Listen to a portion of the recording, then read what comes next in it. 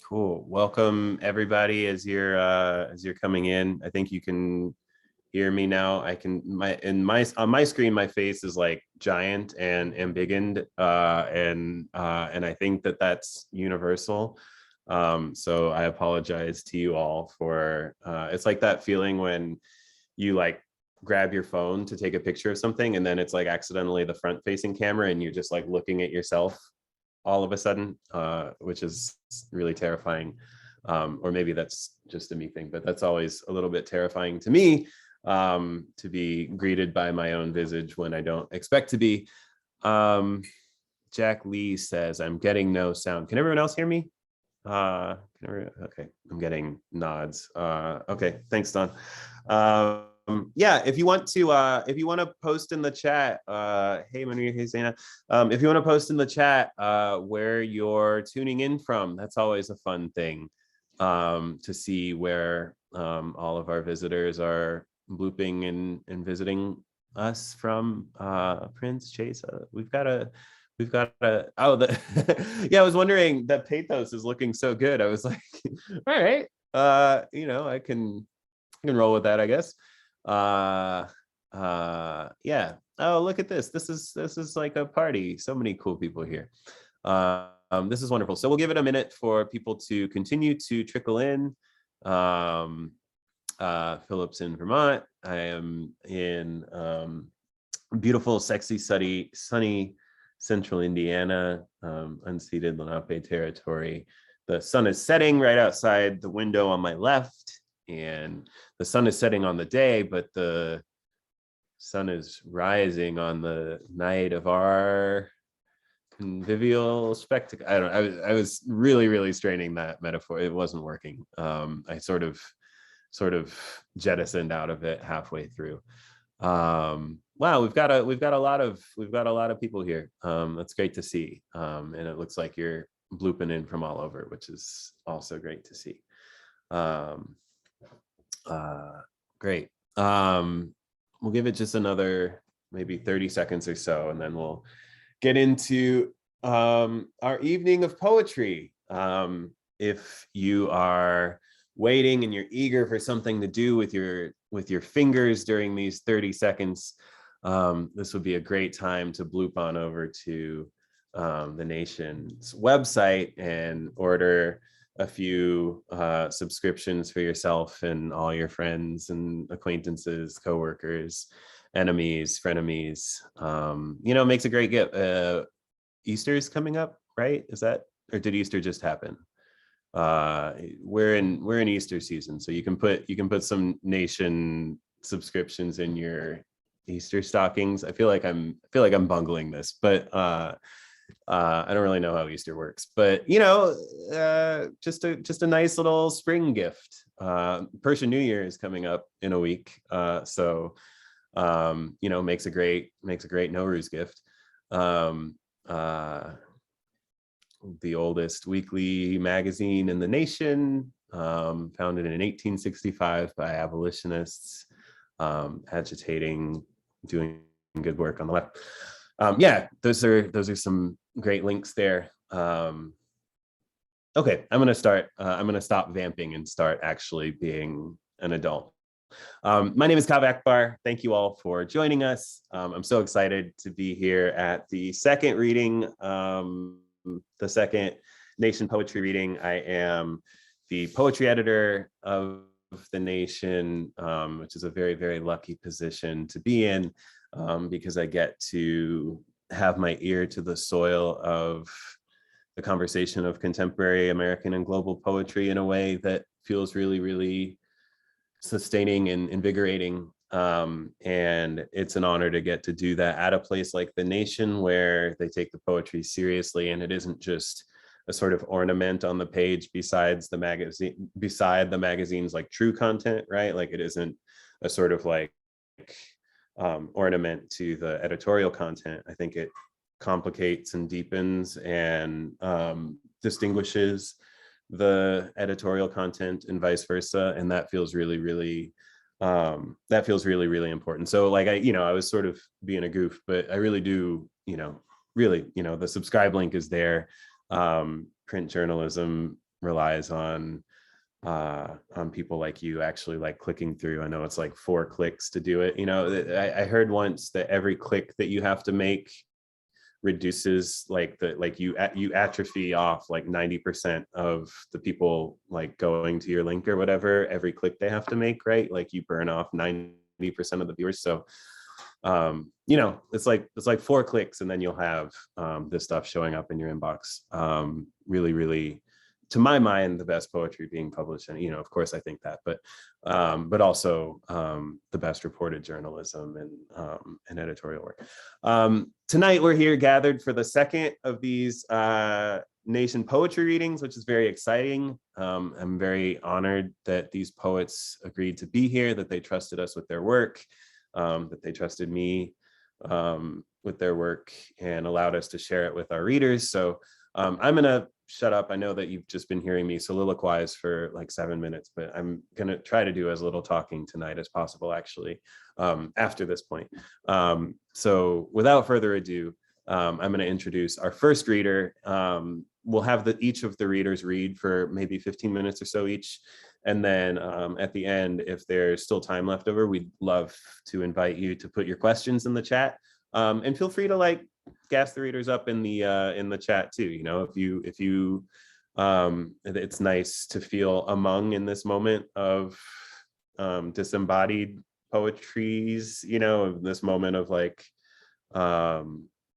corporeal distance. And so feel free to try to articulate your excitement or your astonishment or your wonder or your bewilderment or your appreciation in the chat for these poets, so that they can see that and you can affirm to them that what they're doing is working. You know, sort of the equivalent of the poetry moo. Like if you were at a reading, you'd be doing the thing, you know, like just do the poetry moves in the chat.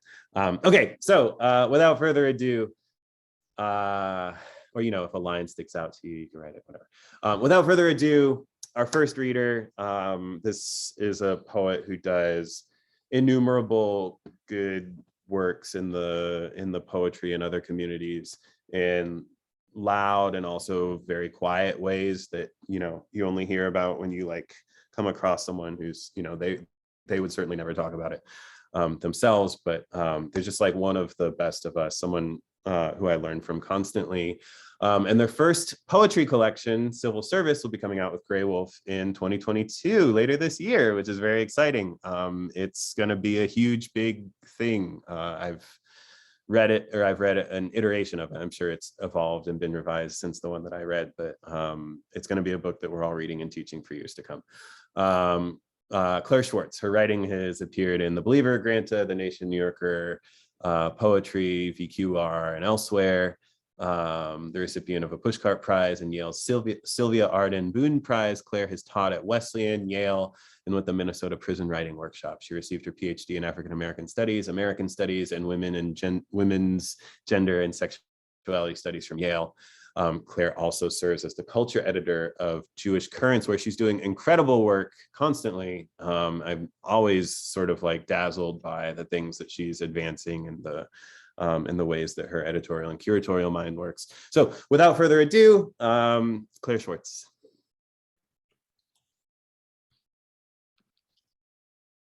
Orderly conduct. Who wrung your hands? Who wrung up your lacy underwear? Who tailored your tongue? Who danced for the patron? Who didn't masturbate for 40 days? Who detonated the bath bomb? Whose free 2-day shipping? Whose pomp and imposter syndrome? Whose hearts and minds? Who applauded the veterans boarding the plane? Who hate read the article? Whose title increased? Whose art war makes? Who took the meeting anyway? Whose question was really more of a comment? Whose difference of opinion? Whose yard sign believed in love? Whose kitchen was furnished with tiles from a bathhouse? Who brunched about thread count? Whose good deed goes? I am really feeling very lucky to be here among, as Kaveh said, reading with 2 poets I admire so much, Tsering and Phillip. And thank you to Kaveh for gathering us, and to David and Sarah for making this possible. I am reading from my collection, Civil Service, which charts rising fascisms as they register kind of non-spectacularly in the ordinary lives of a cast of fictional bureaucrats. And I'm just going to read two more poems, one of which is a little bit longer. And in the second poem, there is, I'll just say, the voice of a fugitive presence called Amira. And in the book, Amira's voice runs down the right-hand margin, and the poem really shouldn't be read by one person, but because of technological difficulties, I will read both parts, and I'll just raise my hand to indicate that she's speaking, which I guess is also to say I'm kind of marking a placeholder for a world that permits a different kind of gathering, and I miss all of you. But thank you for being here. Apples. The townspeople paste wax apples on the trees, glow shyly out their windows as the dictator struts past the monument of his father strutting past nothing at all. Yesterday, the dictator dressed the butcher's boy in the uniform of his own son. Today, at the orders of the dictator, guards shot the boy. In the town of his childhood, the curator is a tourist. He touches his mother with the language with which he does not touch his work. In the painting, bored Eve chomps on an apple. In the tongue of his work, he acquires her. At the banquet, music wrung from the townspeople's anguish, pigs choked with apples.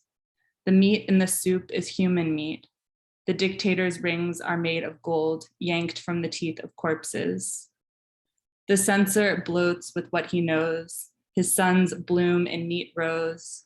An orchard grows inside his wife. He prunes her on Sundays. Under the earth, the butcher's boy, laughing, eats an apple. The core rises, light with rot. The dictator admires the fruits of his land.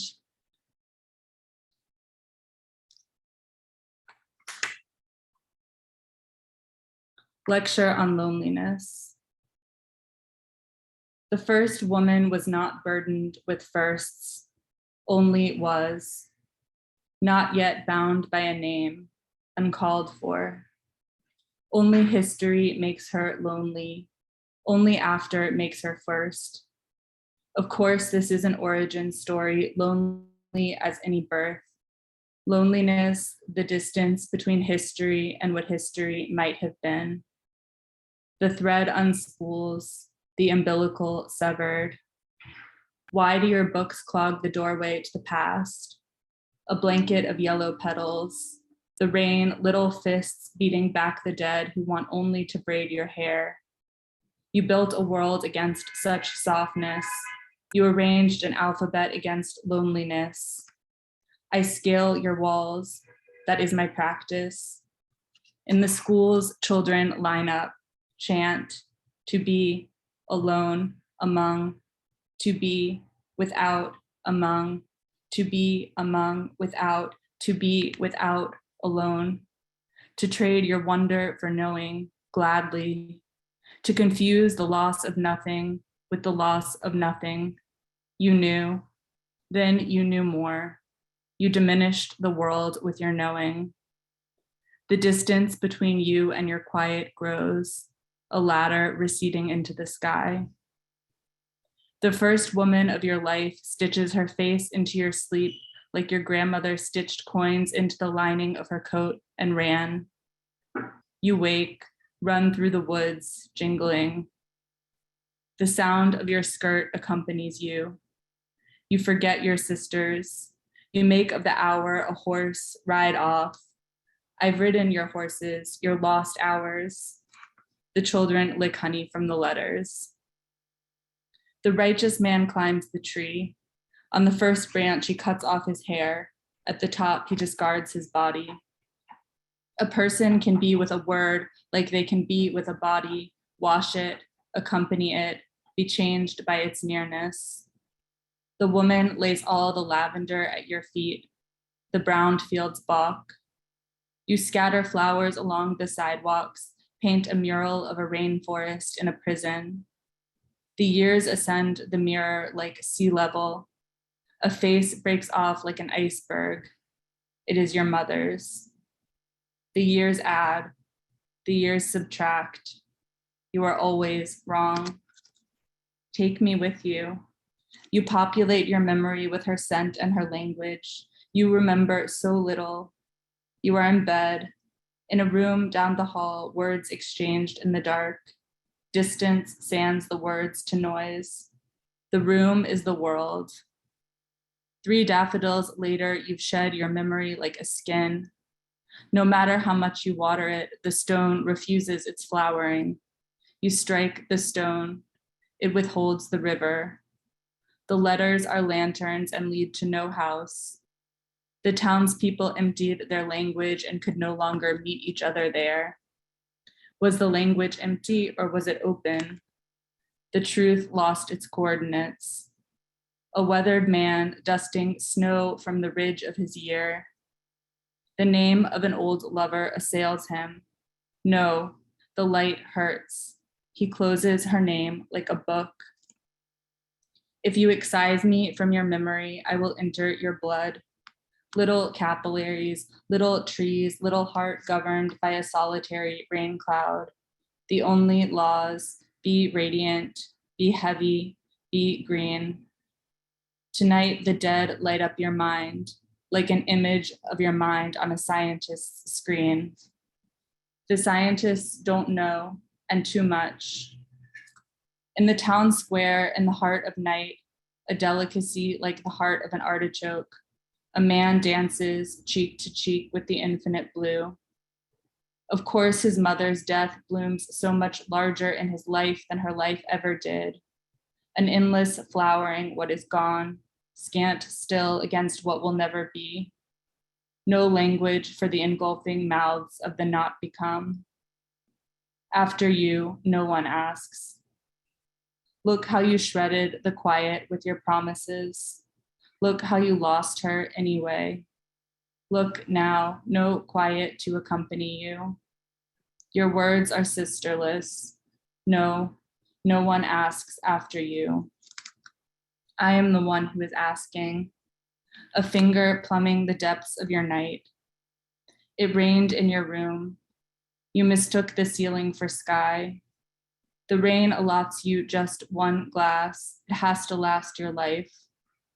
The rain extinguishes summer. You behead the flowers. You forget their names. To share what you love with one you admire and be scorned, fingernails along your innermost parts. Every embrace a rehearsal of separation. Your mother's life halved like a peach, the stubborn pit exposed to weather. One morning in a shop, you meet someone who wears your hair, who speaks your name like the one who named you. The bells on the door clink as you leave with your butter.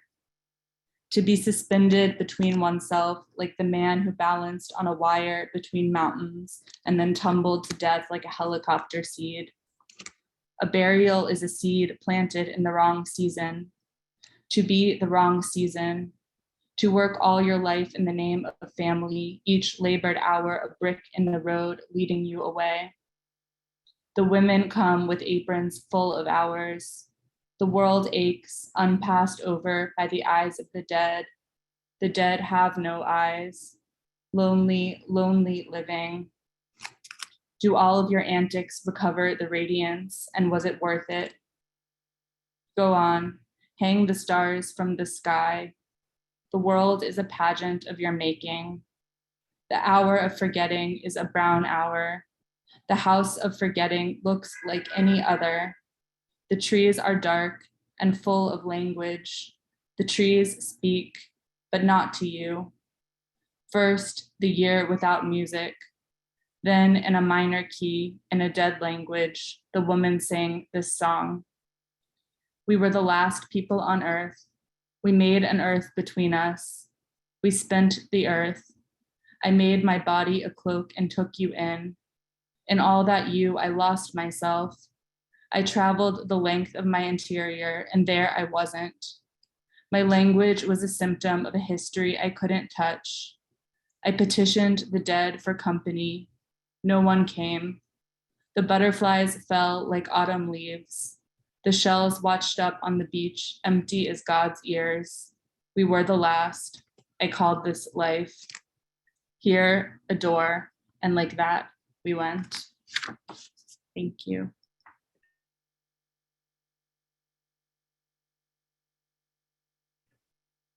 Thank you so much, Claire. Yeah, that was wonderful. That was wonderful. Thank you so much. We're all very, very eager and excited to get our grubby mitts on that book so that we can read that and other pieces in the context of the entirety of the piece. Thank you so much for giving us that sneak preview. We're very excited. And and it actually segues really beautifully into our next reader, who I'm really excited. I was really excited to be able to publish and share with our readers in the nation, Tsering Wangmo Dhompa.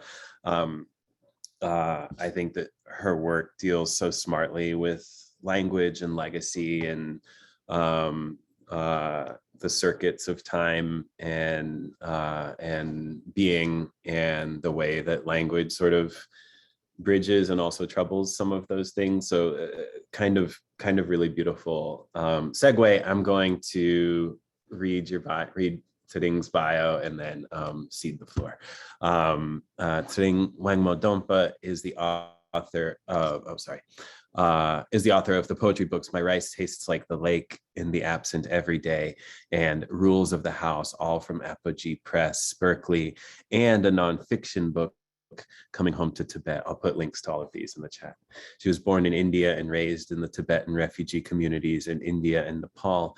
She teaches in the English department at Villanova University. She has received a cultural equity grant from the Arts Commission of San Francisco and fellowships from McDowell and Hedgebrook. Just one of my favorite living poets, really incredible. And the new poems, I'm so excited to see again, and how they all sort of coalesce into a single volume. So without further ado, thank you, Tsering, for being with us tonight. Thank you, Kaveh, for that very generous introduction. And thank you, Sarah and David. I'm so delighted, to have this opportunity to read with Claire and Phillip. I'm really excited about Claire's book from Graywolf Press. Such a great cover and title. And thank you all for joining us on this sort of, it's been raining all day here. I'm sort of near Philadelphia. I know my friends in Connecticut said it was snowing there tonight, this afternoon. So thank you for joining us. I'll read two poems, two sort of longish poems from a manuscript that I've been working on the last 2 years. Some of those poems Kaveh had published in The Nation. The first section is in conversation with Buddhist texts around notions of impermanence and compassion, as I understood from the elders when I was growing up in India and Nepal. And the second section engages with representations of Tibet by English writers and war correspondents who accompanied the British expedition to Tibet in 1903, 1904. The British were able to subdue the Tibetan army pretty quickly, I think in a matter of a few days. So the first section is Substitute Heart. The Lama says we will run out of things to count if we count our mothers through many lifetimes, regardless of how we enter life, and there are many ways to do so. In the life before your life, you were already a child and a parent. You are already everyone else's child and parent. Suffering begins in the womb. The Lama quotes from a book that describes the journey both mother and child take to life. Every joint in her body was pulled apart, except her jaws, to bring you towards death. As a citizen, I carry documents to verify I am who I am not. When I say I was a refugee, the audience conjures a narrative from which I emerge a plucky winner who has proved their worthiness. Then I am equal to a concept of human because of their humanity. When I was a refugee, I apologized for the lime stains on guests whose spines leaned against the walls in our home. I blamed myself for the unpreparedness to pick an option, something as simple as between A and B on entry and exit forms. When I am a refugee, I work hard to prove I am exceptional to ordinary people. I fight desire for something as simple as having a team to root for. Everything that blooms is the last time, the last marigold, the last new baby. Confident about returning, we turn homecoming into a ritual. The embarrassment of uncertainty follows us through new streets festooned with trees that for years were pictures of how others lived. Now we enter doors that were symbols, the walls left white, in case we must leave. Before I understood your suffering as having no end, I thought imagination would color over time. Time heals all wounds, I said, offering you language from school. In exile, you crack peanuts between thumb and index fingers. It is also the way I write, being the one who came after. Imagine, you are in the waiting room with an open wound and a ticket with your name on it. You practice patience. The best you can do is hope. Year after year, you wait for your name to be called. The blister called hope burns before it peels off. We pay close attention to the path we will have to take to return to where we've been chased from. We were told we could not stay as we were, and then told we cannot return as we are not. The path to the future is the path we have reversed, so we go in circles, but not purposefully like people at meditation retreats. Unlike interludes or something to fill the gap, this falls under the category of trying something new. Temporary pastime, you could say. Some people also use the term killing time, as in we went around in circles to kill time. The time of a refugee is a fracture, a term also for broken bones. At the instant of a fracture, blood escapes from vessels to crowd the crack, forming a network that temporarily fills the gap. New bone form along the edges of the fracture. This all happens within time. Sometimes the bone cannot or does not heal. The word temporary is offered as a relief. It is the cast putting the bones back in place where bones are events, acting and altered by its armies.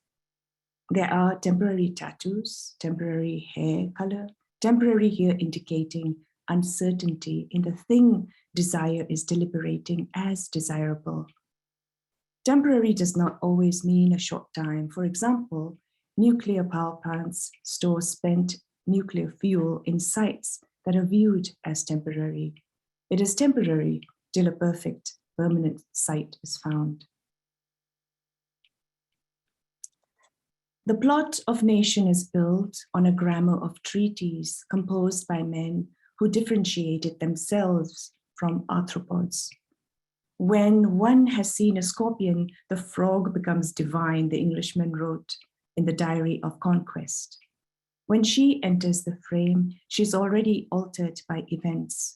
She spoke about the mountains as though they too had been taken into custody. The moth dies out of attachment to object. Its visual sense, drawn to form, delivers it to its pyre. The way to listen is to let go of the past, like a reflection in the river, according to the books she read. She sang desire and renunciation, like thieves peeping into an unguarded shrine. Then the next three poems are from observations from the Conqueror's diary. And these are also, I think, referring to Percival Landon's book on Lhasa. The language, and the descriptions of land are very beautiful, but the people are really glossed over, as you'll notice in the poems. When the British invaded in 1904, the Tibetan rulers fled and waited from a distance for the river to turn green. It is not clear what they did with their time. The victors were meticulous in their notes about the land they sought to strip. They observed as though they were the first to discover how dryness dulls leaves, the only wet thing being water, even there no great beauty. Tibet Percival London wrote was undiscovered land, or the last country to be found by the civilized. Watching the night skies, fury, spilling, staining from where the army camped upon a tongue of land, the empire's scribe declared it was fitting that the English, faithful servants of progress, had taken up the task. Oaks grow, though in a chastened way, in the conqueror's diary, a lone bird in air, rock, lichen, feathery, stunted juniper. The scribe notes that the Tibetan housewife throws a stone better than her European counterpart. Despite her grimy face, despite the baby in her arms, despite the turquoise crown, despite looking like winter stone. Perhaps he was thinking of a particular woman at home recalled against a friendlier sky. It was not the usual kind of fighting, the straight lines of a barren landscape, the excessive friendliness of the dust, and sometimes the people are viewed in words. The scribe in the army shows how empires write stories. Stripes on hillside prove respite from the monotony of sameness, the umber of clefts, rude red willows, here and there sullen maroon swaddled men, here and there crumbling houses, thistles straddling rocks, references to hills, to maps, to birds and rocks, all records necessary, for it is from behind boulders that hiding Tibetans spring like they are just entering their own story. A day's work is recorded in counting the dead and the wounded, a lark, a spider, dizzy in the frost. Geraniums force their way into the bedroom. He attributes the flowers to someone like him, never the natives whose sensibility does not bloom. Freshly impressed with the singing doves, the rustling of poplars, he approaches the lama's apparatus of terror. The wild, long-haired Tibetans do not become what birds do.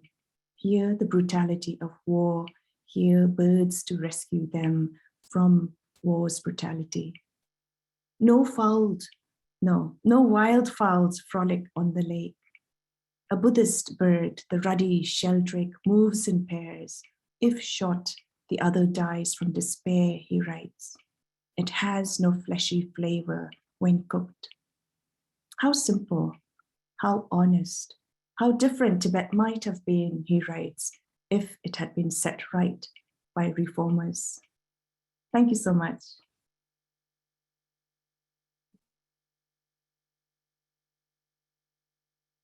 Unforgettable. Thank you so much for sharing that. Again, it's thrilling to hear what we might be holding in our hands before too long. It's thrilling to get this preview. So thank you so much for the gift of that and for the gift of your voice behind your voice. Really, really unforgettable. Thank you so much. A reminder to folks in the chat to please, this would be a good time to start imagining questions for our participants. We still have one reader to go, but if you want to put them into the chat, I will do my best to keep an eye out for those. So feel free to, we should probably have a little bit of time for a Q&A. So please feel free to do that, or else I will take advantage of the fact that I have 3 brilliant poets as a captive audience, and none of you want that. You want to be able to ask them questions yourself. So please put your questions in the chat. I also wanted to say thank you to David Marcus, the literary editor, for being here and for facilitating all of this. Thank you to Sarah Burke for moving your hands behind the curtains to make all the Zoom bloops and blops work. Kate O'Donoghue, the other editor we have here, and Peter Rothberg, who I'm not sure is here or not, but for also moving his hands behind the curtains to make all this happen. And Don Gutenplan, who I think said something in the chat. So, hey, Don, he's all of our boss. Okay. All right. Last, but certainly not least, I wanted to introduce Phillip B. Williams, who is a friend to many, mentor to many, including myself. You know, one of the things that I like to do when I read poetry books is look at the acknowledgements pages to sort of track the contemporary poetic genealogy trees, you know, like sort of track, you know, who's studying with who or who's learning from, and Phillip is one of those poets who you just see thanked in like every other book that you read, you know. He's just like touching so many poets all the time, and there's so many poets who have come up with him and through him, and in the light of his goodness and generosity, and in the light of his work too. His new book, Mutiny, this past year was one of the best books in any genre that I read in the past year. And so it was a profound honor to get to share a piece from that with our readers. Let me read Phillip's actual bio so that I'm not actually, I had it pulled up, sorry, I apologize. I can vamp. Phillip is a mentor to many in the poetry community, beyond the poetry community, like our other poets, mentors people in big and small ways, loud and quiet ways. You know, you're always hearing from this or that person. Phillip B. Williams won the 2017 Whiting Award for Poetry, the 2017 Kate Tufts Discovery Award, 2017 NAACP Image Awards. Basically, if there's an award for poetry, Phillip has won it. Richly deservingly so. His first book was called Thief in the Interior. It came out with Alice James, and his new book is called Mutiny with Penguin. Buy 30 copies for all your friends and enemies after you nab Settings and book, and pre-order Claire's book and nab some Nation subscriptions as well. Without further ado, Phillip B. Williams.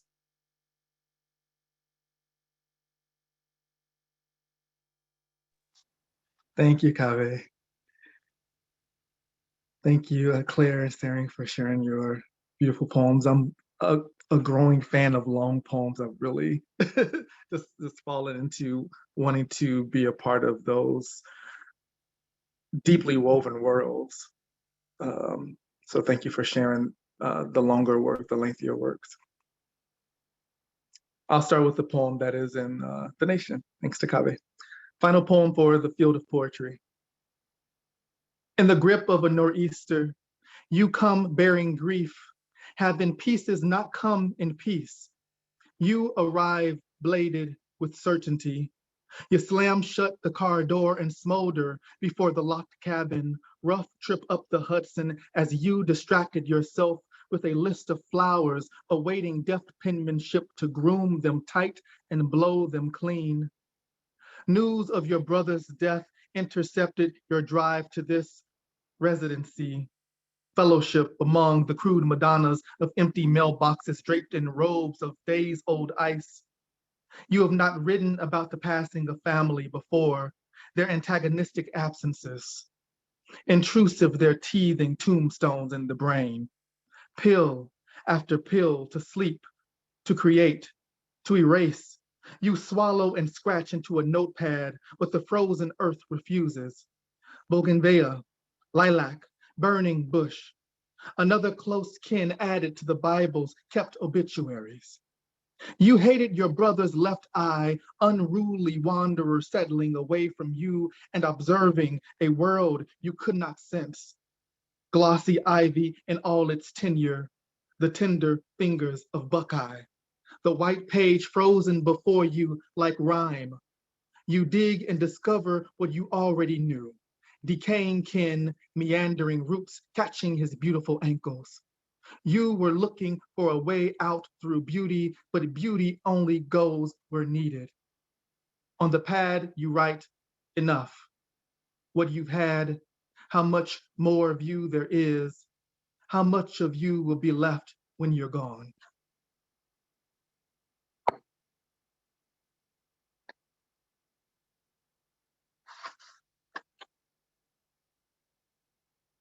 Final poem for the moon.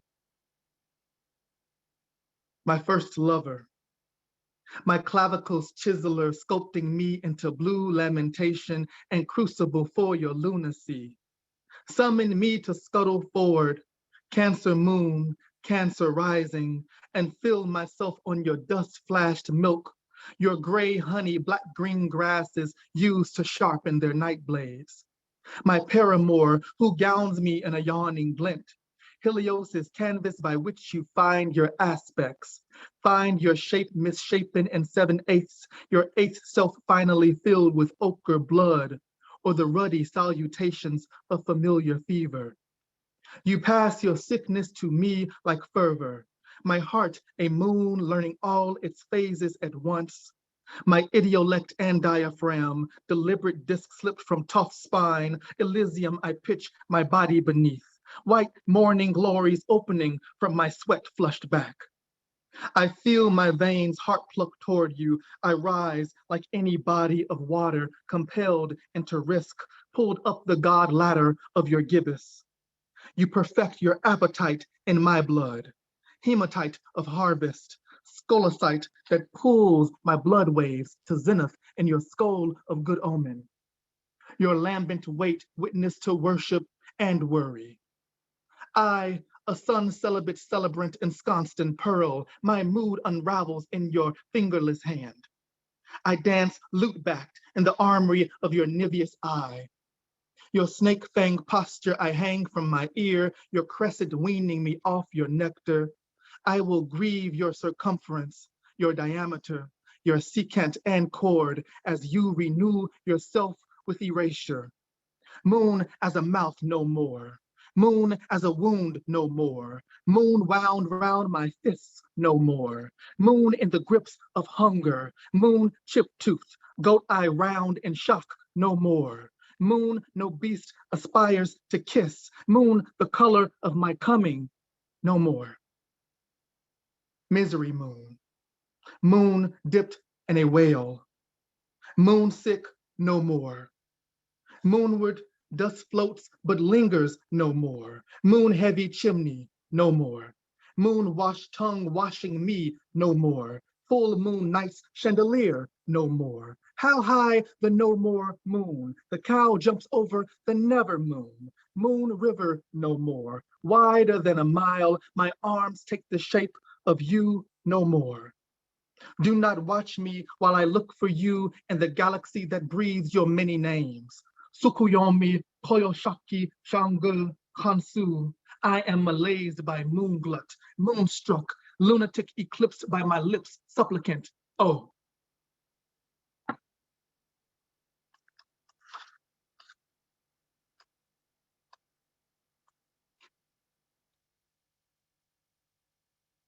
Final poem as nocturne into Obad or sunrise.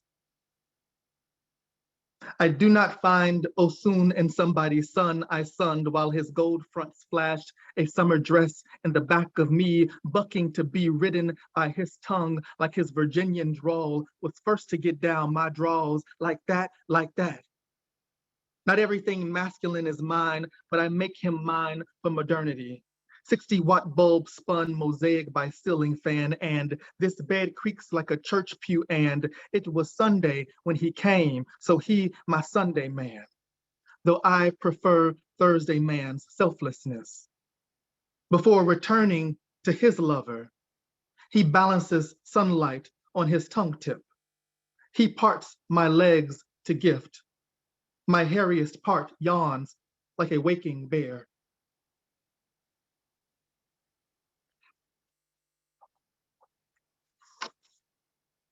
Final poem for the crow. 1. Dear Crow, you owed an apology from the state of poetry. We done did you a dirty disservice. Poor thing. You must be exhausted notating power lines with your aggressive wings. You've been jigaboo and negress, coon crooning ace boom coon in a slave woman's womb. Lil, you can do. You po Jim Crow's last name for the last time, punctuating coffles, prescribing collets while coughing up 4D hair from church pews. Shea butter make you shine like so? We done made you a coward in the corn, Raven them cousin, a lyncher's hunched witness. Your shadow a gate to hell, and I'm about to hop on through, just to get my pen far on away from you. 2. You convenient contrivance, the figs feed their vibrant organs to. Storms in their roiling black opera munition you with a brief light, streaking their silhouettes. Enough brilliance to distinguish your foes in the parallax of trees, phone poles, and a child waiting near his tomb home for the poet to stop killing him in the name of protest, in the name of Palestine, of Syria, of too many bombs dropped without the country that dropped them being named. It's real how the poet rushes us into calamity. The poet will not stop rhyming missile with exile, will always find another carcass and corncob crib full of limbs for you to deliver like a gangster. A mother dyes her dress red and screams, blood, screams, I am already dead, to repel your calamus pelting the window. Hexbird hoodlum, woke-faced minstrel, you know who built the wall, but only caw at the doll caught in the barbed wires reaping. May we feast on you as you pace our eyes, foot in our mouths, a choir of greedy tenors with no way to escape.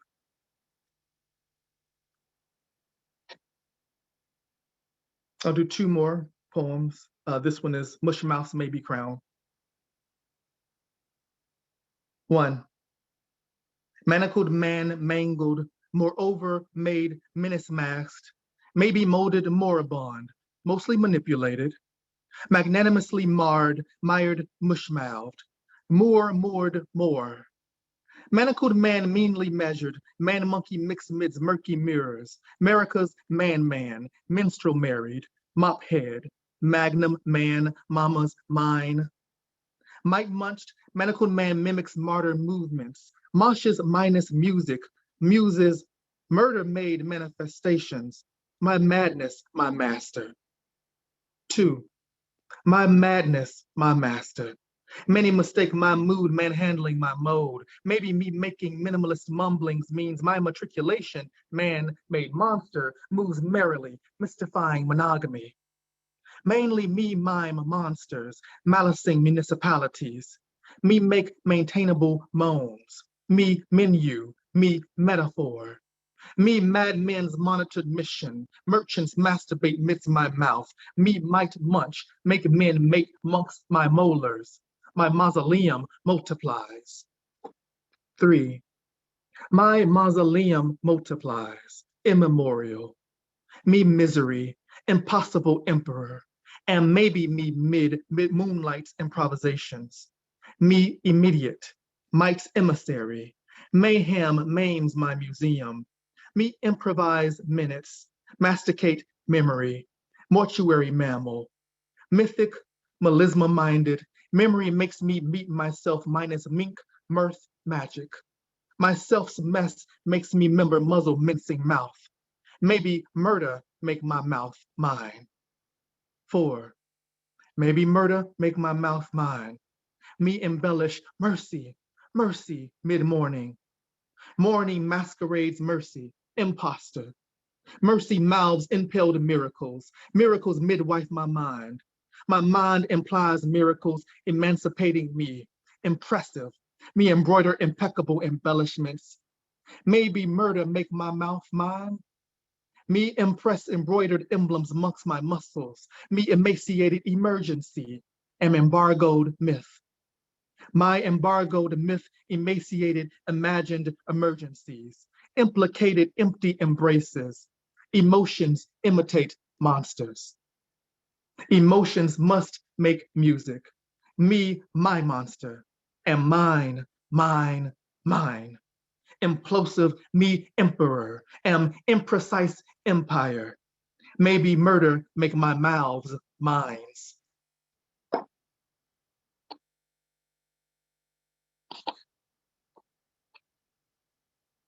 And my final poem is final poem for my father, misnamed in my mouth. Sunlight still holds you and gives your shapelessness to every room. By noon, the kitchen catches your hands, misshapen sun rays. The windows have your eyes, taken from me, your body. I reorder my life with absence. You are everywhere now, where once I could not find you, even in your own body. Death means everything has become possible. I've been told I have your ways. Your laughter haunts my mother from my throat. Everything is possible. Father light washes over the kitchen floor. I try to hold a bit of kindness for the dead and make of memory a sponge to wash your corpse. Your name is not addict or sir. This is not a dream. You died and were buried 3 times. Once after my birth, again against your hellos shedding into closing doors. Your face a mask I place over my face. The final time you beneath my feet. Was I buried with you then? I will not call what you had left anything other than gone and sweet perhaps. I am not your junior, but I fell in love with being your son. Now what? Possibility was a bird I once knew. It had 1 wing. Thank you.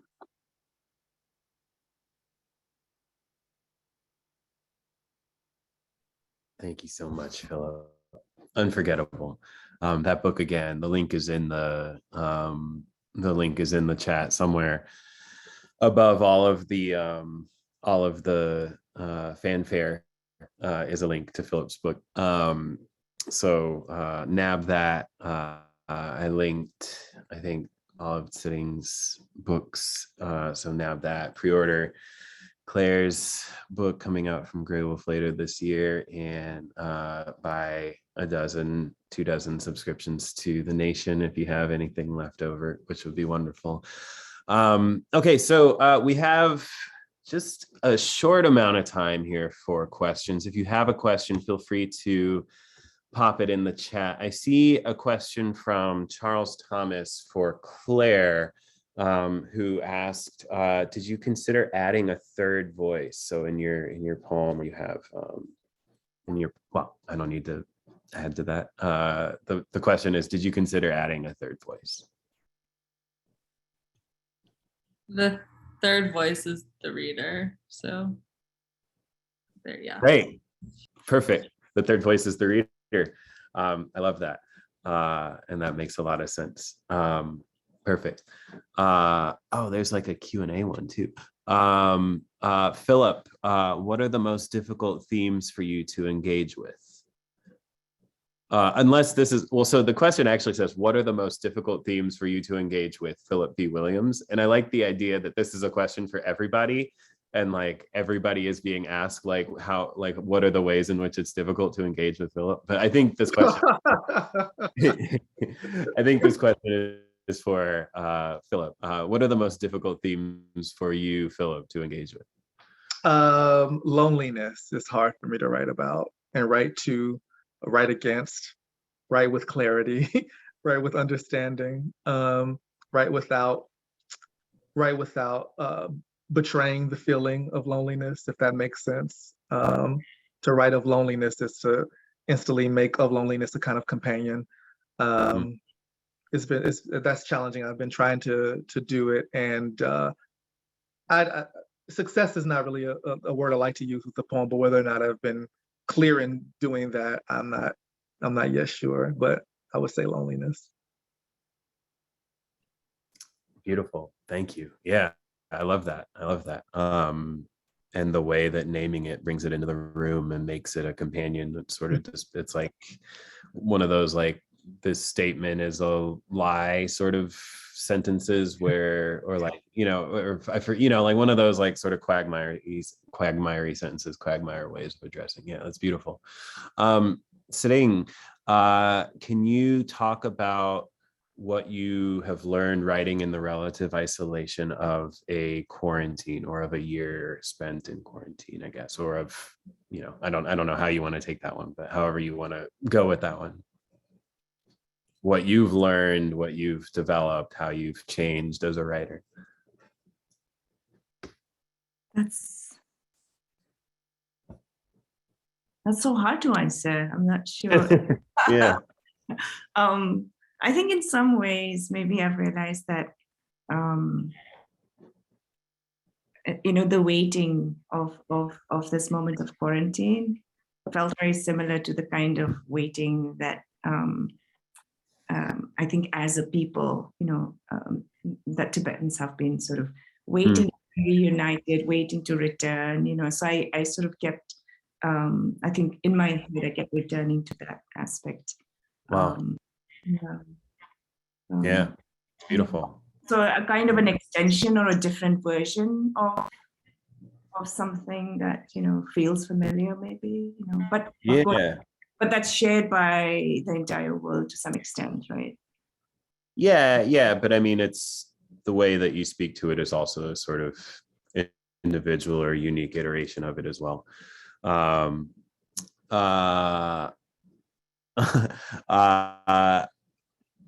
Okay, this is probably our last question, and then I want to honor our poets' times, and I feel very grateful for it. But here's maybe a final question. Phillip, when you said that poetry owes the crow an apology, did you have any particular poets or poems in mind?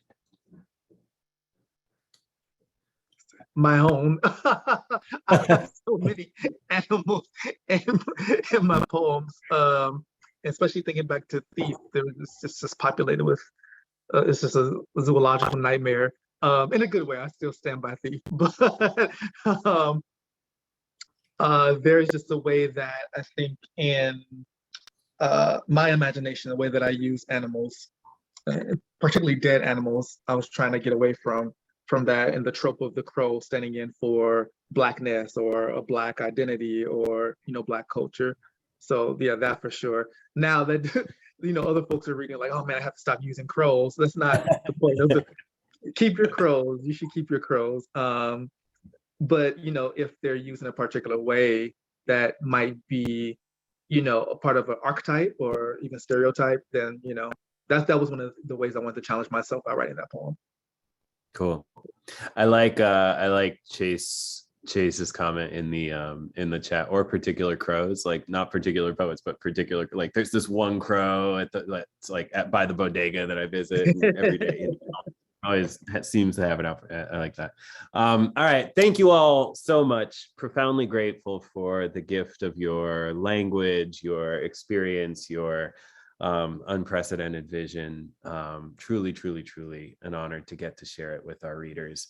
Thank you everyone in the audience who came out tonight, or who's watching this. I guess if in the recording will be extant in some capacity in the digital annals of history. Subscribe to The Nation a handful of times. I'll put the link here a few times so that, like, even if you're just accidentally clicking around your screen, you'll be liable to hit it. Thank you everybody so much for being here, and stay tuned for the next one. We have 4 of these a year. I guess this is our second one that we've ever had, but setting the bar really high right from the jump. So thank you all so much. Have a beautiful rest of your evening. Stay safe.